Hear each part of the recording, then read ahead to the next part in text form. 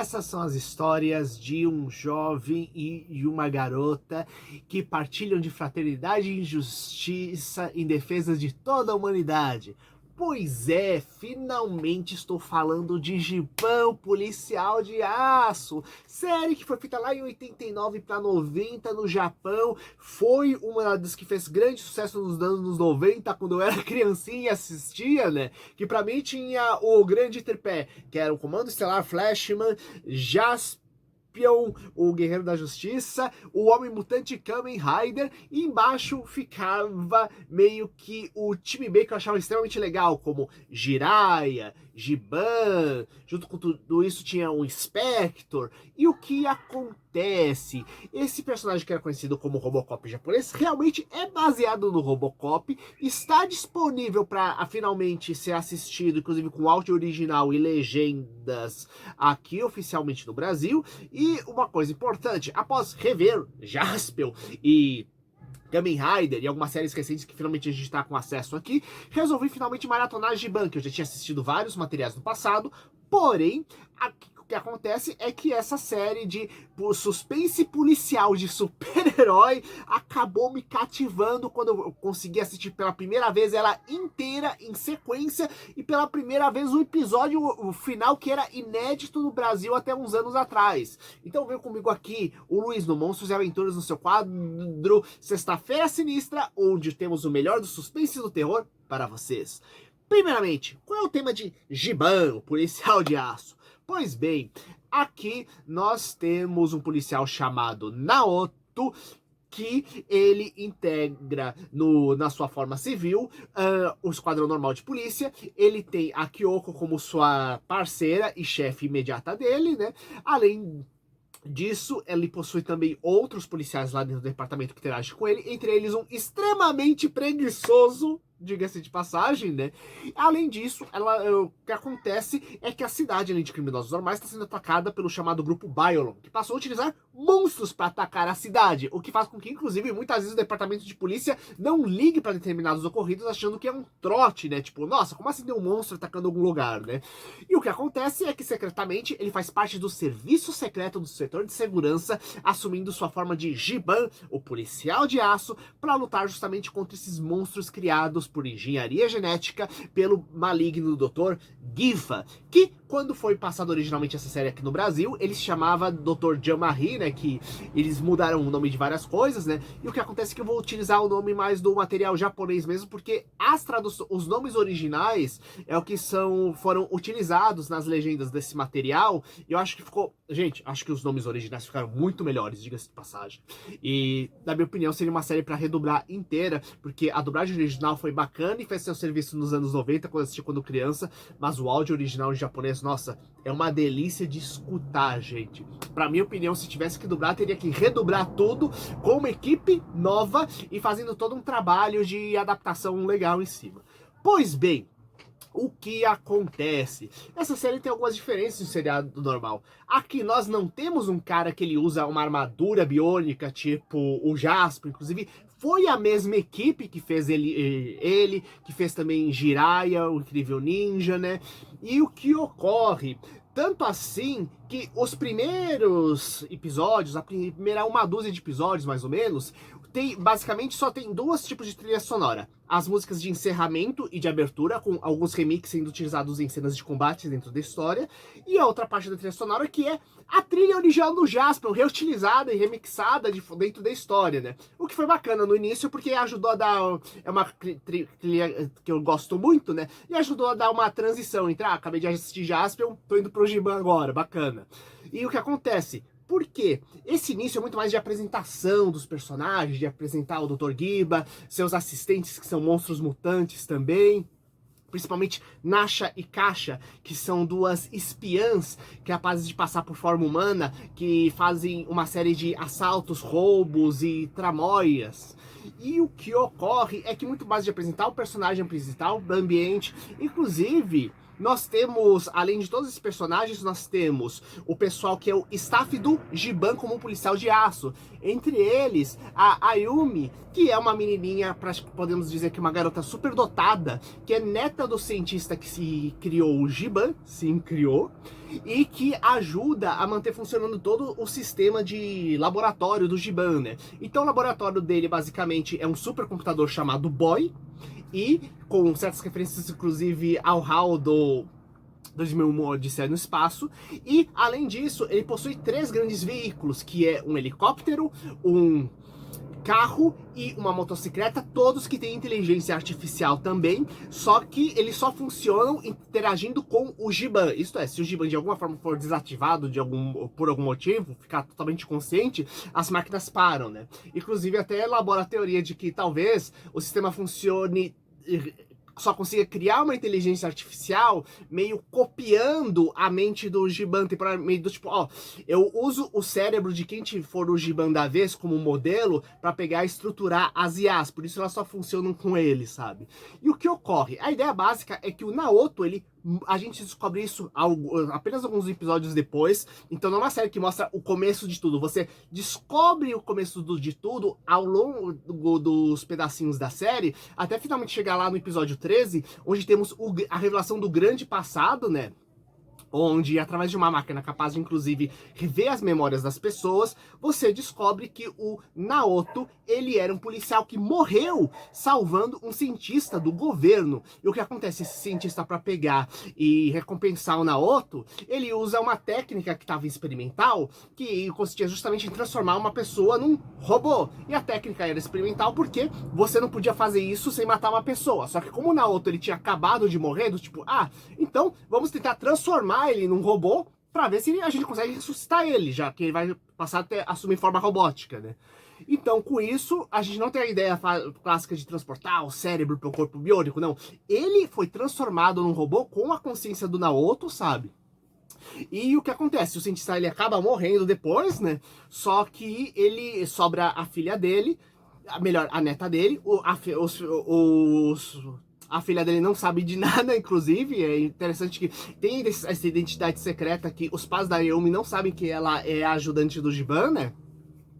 E o que acontece é que o grupo Biolon, ele sempre está se aperfeiçoando, tentando achar novas fontes de DNA para criar novos monstros. E as criaturas no início são todas baseadas mais em animais, e posteriormente eles vão combinando cada vez mais DNA humano e acrescentando partes biônicas para criar robôs mais poderosos. Tanto que quando chega justamente nesse episódio de rever as memórias, logo nos seguintes, o que acontece? Nós temos a criação daquilo que é o principal general maligno do Dr. Giva, que é o Madogarbo, que é uma criatura monstruosa, que ela é uma mistura de diversos tipos de DNA, só que com partes biônicas. Tanto que ele funciona... Madogarbo é uma guerreira que funciona como uma anti-Giban. Tanto que ele tem todo o aspecto tecnológico, limpo, etc. Aquela coisa meio Robocop. Só que o Madogarbo, ele pega e tem um aspecto que é quase como se fosse uma armadura medieval com traços meio orgânicos, sabe? Inclusive com direito a espada e escudo. Então, acaba sendo, além de uma capacidade de dar tiro e soltar uns lasers também, né? Tanto que toda vez que o Madogarbo luta com o Giban, os dois ficam meio que quase à beira da morte e depois interrompem um combate, sabe? Então, começa a ficar cada vez mais tensa essa situação. E é bem legal que os poderes do Giban, além de ter a questão da força e resistência física, que inclusive são... tanto faz a questão dele estar transformado ou não, existe ainda a questão dos equipamentos dele, onde ele tem justamente uma pistola que funciona também como uma espécie de espada laser nos adversários, ele tem um sistema de radar, de visualização, né, que permite achar pontos fracos e detectar adversários invisíveis, e é bacana que cada um desses detalhes é utilizado em diferentes episódios, onde tentam utilizar as mais diferentes técnicas para poder pegar e deter o Giban. Então, no início, é aquela historinha, nos primeiros 12 episódios, né? Você tem que descobrir quem tem um monstro, onde o monstro está escondido, então quando você descobre onde o monstro está escondido, quais são os poderes dele, o Giban aparece e mata a criatura. Porém, mais pra frente, a gente tem realmente umas estratégias importantes, com o monstro muitas vezes sendo invulnerável de alguma forma, com algum poder do Giban, sendo capaz de causar de ferrugem, ou o Giban pega e o monstro elástico demais para ser atacado pelo Giban, ou ele é muito resistente, muito duro. Então, técnicas diferentes que são utilizadas, né, para poder pegar. Tanto que tem, por exemplo, um episódio onde o monstro fica invisível. Então, o Giban tem que dar um jeito de eliminar a invisibilidade do monstro. Inclusive, é um episódio que homenageia muito a famoso filme do Homem Invisível dos anos 30. Então, temos tudo isso que vai evoluindo, sabe? E o que acontece? Mesmo a relação entre os personagens vai evoluindo também. A Ayumi, ela acaba desaparecendo após sendo sequestrada pelo grupo Biolon. Existe toda uma coisa em busca da Ayumi, que tá sem memória nesse período. Ao mesmo tempo, lembra que eu falei que ele tinha um policial super chato e egoísta e preguiçoso no trabalho? E enquanto isso, uma colega de trabalho que ajudava a fazer as investigações? Esses dois personagens evoluem também. A Kyoko, ela pega e começa a ficar cada vez mais em situações de campo e passa a realmente lutar e atirar contra os bandidos, inclusive salvando o Giban algumas vezes. O que eu acho muito legal, porque uma coisa que eu acho muito bacana é quando você tem um herói que realmente lutou até dizer chega pra salvar um pessoal, e esse pessoal depois pega e vai salvar ele em recompensa. Uma coisa que, por exemplo, eu acho que a melhor cena de cinema que representa isso, e que na minha opinião é uma das melhores cenas de super-heróis do cinema que tem, é quando o Homem-Aranha salva o pessoal do trem no Homem-Aranha 2, e o pessoal do trem pega e salva o Homem-Aranha, inclusive protege a identidade secreta dele no processo.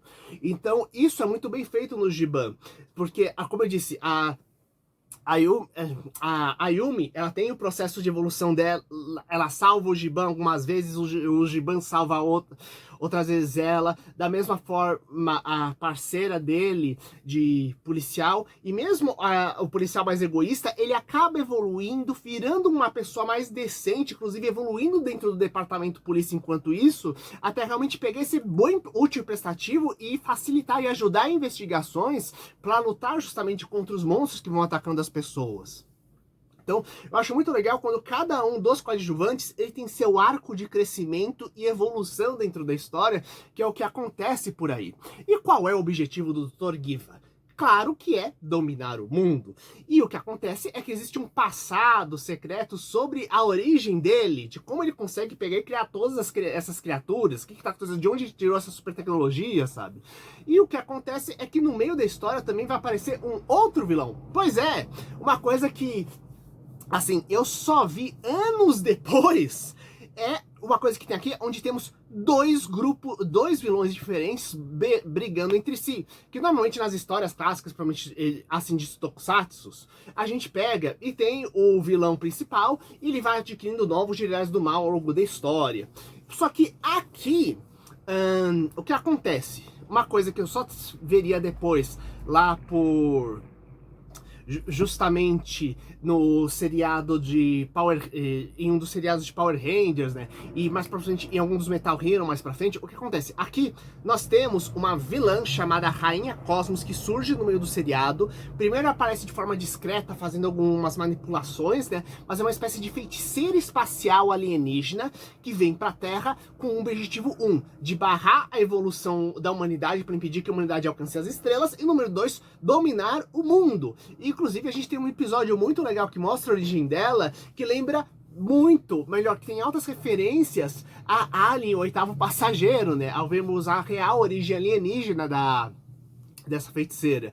E é bem bacana, né? Porque faz sentido botar uma personagem assim, porque, como eu disse, são a mesma equipe que fez Jiraiya, fez Jaspion, fez vários outros heróis que a gente chama os chamados Metal Hero, né? Que são esses heróis de armadura metálica que surgiram lá nos anos 80 e fluíram ao longo dos anos 90 no Japão, né? Onde a primeira leva era tudo de guerreiros espaciais e sempre tinha uma bruxa, uma feiticeira que ajudava os vilões. E mesmo em Jiraiya aparece a bruxa Arachnin Morgana, que não é uma bruxa exatamente espacial, que não é de origem espacial exatamente, porque tem várias referências a espaço cósmico dentro dentro de Jaspion, dentro de Jiraiya, né? Então aqui temos mais uma vez uma espécie de bruxa alienígena que pega e o que acontece é que os dois vilões, às vezes eles fazem aliança para pegar e derrotar o Giban, às vezes a Rainha Cosmo, tem episódios onde a Rainha Cosmo tem o próprio plano dela de pegar e eliminar a humanidade de alguma forma, né? De criar um exército de clones dela, certas vezes, né? E então o Dr. Giva, ele cria algum monstro, cria algum plano, tipo, vou aproveitar essa confusão para tentar fazer alguma coisa para mim. E outros lados também temos vezes onde o Dr. Giva tá realizando um grande plano e a Rainha Cosmo começa a atrapalhar porque ela não gosta da concorrência. Então a gente tem essa treta entre os dois vilões e o Giban no meio precisando derrotar os dois. Tanto que o episódio onde a Rainha Cosmo é finalmente destruída pelo Giban, que é uns 6 episódios antes do final, ele tem muito cara de final de temporada. Inclusive é interessante, porque o Giban tem um pouco mais de 50 episódios, sendo que o normal é até uns 48, 49 nessa época. Praticamente quase que um por semana, só tirando os que tinham feriado no Japão, né?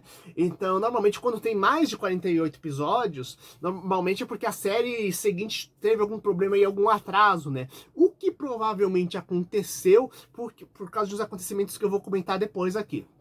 Pois bem, então temos essa ideia do Giban. O próprio Giban, ele evolui ganhando novos equipamentos ao longo da história, à medida que a Ayumi vai destravando novos sistemas do computador para ele, né? O que, na minha opinião, envolve também a ideia de que como ele vai ganhando experiência, ele vai tendo maior controle sobre o corpo biônico dele, e com isso dá para liberar novas coisas muito mais poderosas que ele não teria o controle e se machucaria no processo. Sendo que, por exemplo, existe um canhão que ele ganha no final, que é a arma suprema dele, que você vê o canhão meio que arremessando ele para trás e ele se esforçando para não cair, mostrando como se fosse uma coisa que ele tivesse logo no início da história, provavelmente o canhão tinha arremessado e quase matado o Giban. Então é muito bacana como você tem esse processo de evolução dentro da história. E vários tipos de referência que acabam tendo, né? Tem... Nisso tudo, é claro, os vilões não são automaticamente todos malvados. Ele tem uma certa reflexões nessa série, onde temos alguns monstros que não são necessariamente malignos, mas são torturados pelo vilão para pegar e lutar contra o Giban. Temos um dos episódios mais tensos que tem, onde tem um monstro que surge acidentalmente. E o que acontece? Que, na minha opinião, é uma referência direta à mitologia. Por quê? Na história, temos uma criatura que surge a partir dos DNA de beleza e amor humano, que acaba surgindo meio que espontaneamente no laboratório do Dr. Giva e sai por aí ajudando as pessoas, e o Dr. Giva quer pegar e destruí-lo, sendo que essa criatura se chama Pérola e tem um poder que lembra muito espuma do mar. E o que acontece? Acaba sendo uma referência bem clara ao quadro O Nascimento de Vênus, onde mostra justamente Vênus / Afrodite, a deusa do amor da beleza, que surge justamente dentro de uma concha no meio do oceano no quadro, e que na história original ela surgia dentro de uma espuma do mar, sabe? Ou um dos canhões que o Giban tem é o Dédalus, é um sistema de jetpack que ele possui e que vira justamente um sistema de canhão quando ele tira das costas, né? Então, e Dédalus justamente, que no caso do Giban é um sistema de voo, um sistema de ataque, na mitologia grega é justamente o inventor que criou esse primeiro sistema de asas artificiais, sabe? Então, tudo isso acaba fazendo umas referenciazinhas bacanas dentro da história, né? E é claro, tem uma coisa que pode parecer meio problemática, que é a questão de que existe um código especial chamado Lei Baiolon, que lembra muito as diretrizes do Robocop, onde o Giban pode prender quem ele quiser, sem qualquer mandado de prisão, ele fala isso mesmo, e capaz inclusive de matar, executar e dar a pena na hora do Baiolon. Aquilo que não acho que não é muito problemático é o adendo da cláusula, que é o pior crime do mundo é destruir o sonho das crianças. Aí, nós concordamos 100%, Giban.Esse é o pior crime do universo mesmo. Pois bem, e o que ocorre? Existe uma coisa muito interessante, como eu falei, que existe dentro da laboratório do Giban, que é comandado pelo governo, um sistema para você ler a mente e a memória das pessoas. Então, tudo aquilo que o Giban faz, ele é devidamente gravado e monitorado à distância, funcionando muito como se fosse aquele sistema de câmeras policiais que hoje em dia é obrigatório em coisas onde pode ocorrer coisas graves, sabe? Então, na minha opinião, isso faz com que o negócio seja seguido seguindo à risca todas as cláusulas e leis e procedimentos, sabe? E por isso que faz sentido o Giban ter isso. Porém, a gente tem que lembrar uma coisa importante. A própria Toei começou a receber reclamações dos pais ao longo do tempo por causa de certos crimes que aconteceram na TV, dizendo que poderia ser muito violento aqueles que estavam sendo produzidos. Não apenas por causa do Giban, mas de outras produções. Então o que acontece? Pegando essa temática policial, mas avançando para outra linha, para fazer uma história de bombeiros biônicos, ele acabou o Giban servindo de base para fazer no ano seguinte o Inspector, que é justamente um esquadrão de salvamento e não de destruição de monstros ou coisas do tipo. Então a gente pode pensar até onde Giban funcionou como uma mega transição e como ganhou uns episódios extras justamente para a equipe toda se reformular e se reestruturar a próxima história, que ia seguir um ramo tão distinto, mas ao mesmo tempo ia preservar o visual que deu muito certo, além de toda essa coisa meio policialesca, mas indo menos pro negócio de destruição dos adversários, mas sim de prender e salvar as pessoas. Tanto que o Inspector é uma série que eu adoro. E por causa de tudo isso, dessa capacidade de fazer desenvolvimento de personagens secundários, de equipamentos super interessantes e vilões que vão se desenvolvendo e evoluindo ao longo da história, deixando de ser só aquela coisa malvada e algumas vezes pegando e realmente tendo todo um arco complicado de dualidade, né, entre aquilo por qual eles foram escravizados e criados para fazer e outros seus sentimentos pessoais para ajudar as pessoas. Giban virou uma das minhas séries favoritas no meu top 5 de seriados de Tokusatsu. Coloque aqui embaixo se você chegou a assistir, compartilhe com seus amigos e até o próximo vídeo. Falou!